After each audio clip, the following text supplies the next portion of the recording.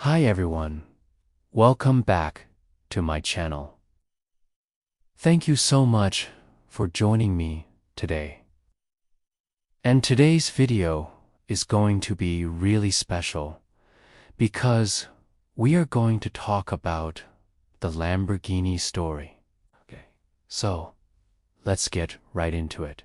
In order to understand how Lamborghini evolved over the years, it is important to learn about the history of its founder, Ferruccio Lamborghini.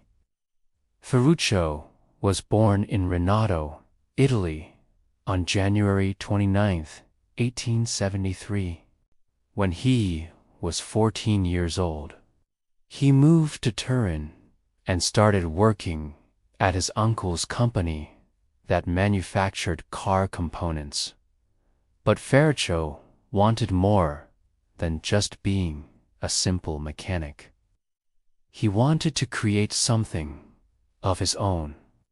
In fact, he wanted to build an entire car.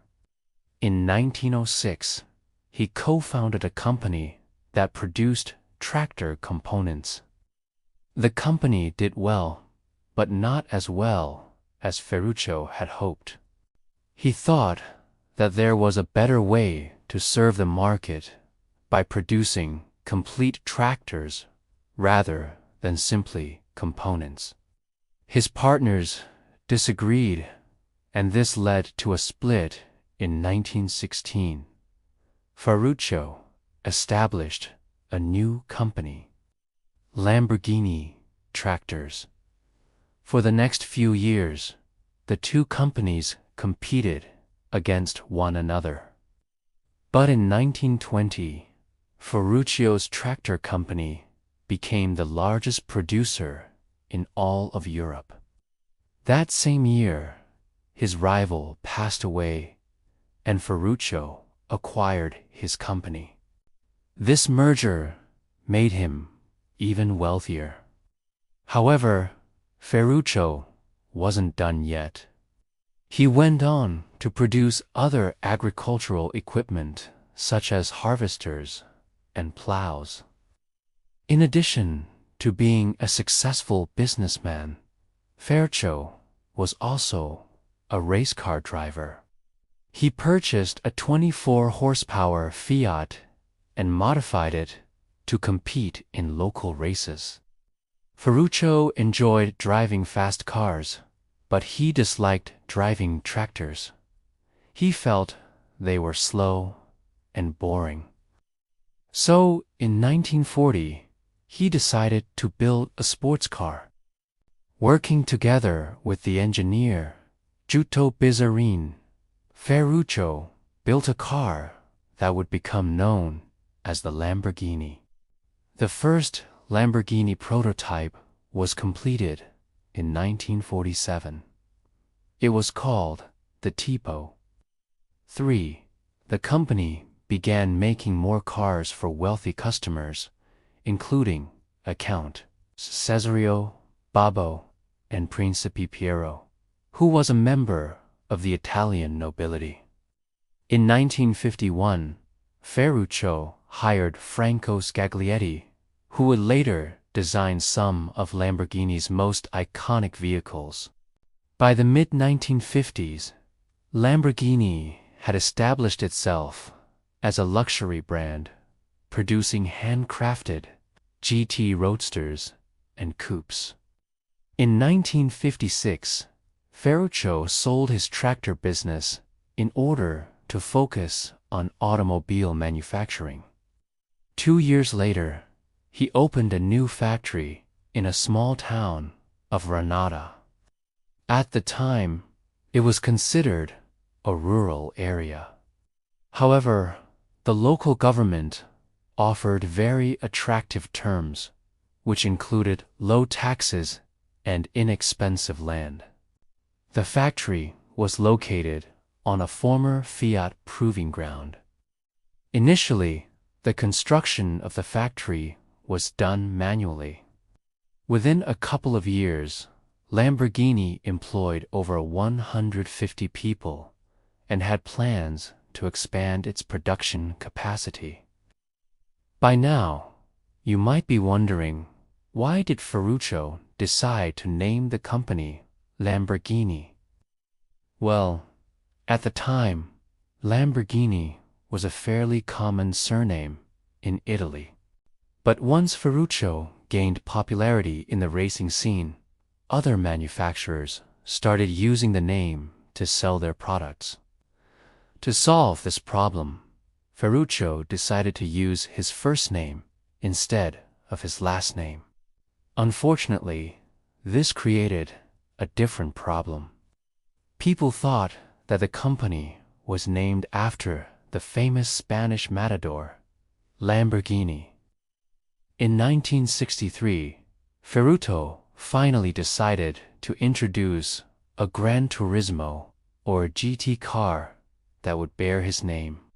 This car would later become known as the Lamborghini 350 GT. It was designed by Franco Scaglietti and Giotto Bizzarin. Unlike previous models, the 350 GT was powered by a V12 engine. The car's body was constructed from aluminum, and it featured a 5-speed gearbox. With its sleek lines and powerful engine, the 350 GT was a hit among wealthy car enthusiasts.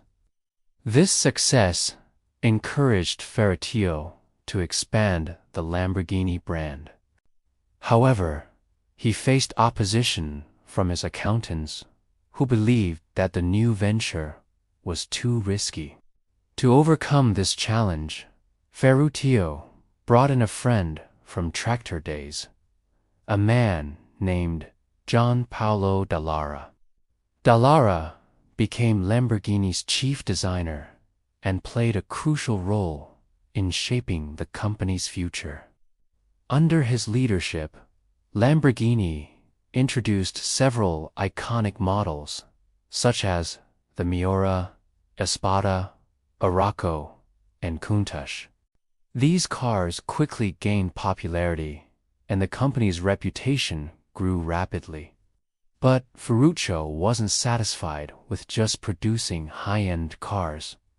He wanted to offer his customers an unforgettable experience. So, in 1966, Lamborghini opened a new facility called the Automobili Lamborghini SPA. This modern complex featured a showroom, workshops, and offices. Later, it was expanded to include a hotel and conference center. In the meantime, Lamborghini continued to expand its product line. In 1967, the company introduced the Lamborghini Muro. This car was a revolution in the automotive industry. It was the first supercar to feature a mid-engine rear-wheel drive layout. The Miura's design was so advanced that it inspired other manufacturers to follow suit. This innovation helped to establish Lamborghini as a leader in the automotive industry. Unfortunately, Ferruccio's health was deteriorating, and he was forced to take a step back from the company. In 1972, he suffered a serious car accident that left him partially paralyzed. Despite his physical limitations, Ferruccio remained passionate about cars. He continued to drive and race cars until his death in 1993.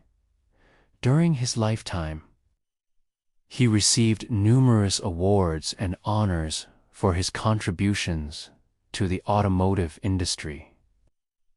One of the most prestigious awards was the Golden Steering Wheel, which he won 3 times. He was inducted into the International Motorsports Hall of Fame in 1994. After Ferruccio's death, his son, Andrea, took over the family business. Under Andrea's leadership, Lamborghini continued to innovate and introduce new models. In 1998, the company introduced the Lamborghini Murcielago, which was the successor to the Diablo.